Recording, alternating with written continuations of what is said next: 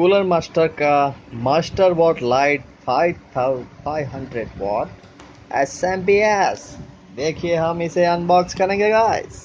देखिए आपके सामने है कूलर मास्टर का 500 वॉट एसएमपीएस 80 प्लस, मतलब एक बेहतर ही गेमिंग के लिए बहुत ही अच्छा है।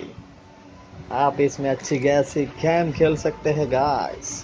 देखिए कूलर मास्टर का 500 वॉट एसएमपीएस ये लगेगा हमारी कूलर मास्टर कैबिनेट में। देख सकते हैं आप गाइस, कूलर मास्टर 500 वॉट का एसएमपीएस। इसमें एक केबल दी है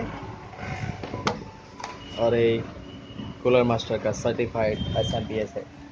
बहुत ही अच्छा बना है सर्टिफिकेट एसएमपीएस कूलर मास्टर का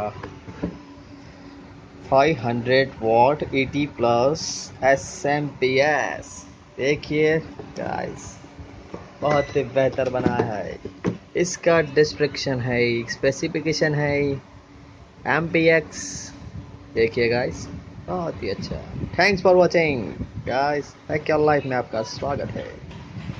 thanks for watching. Subscribe, like, share, comment. Thank you.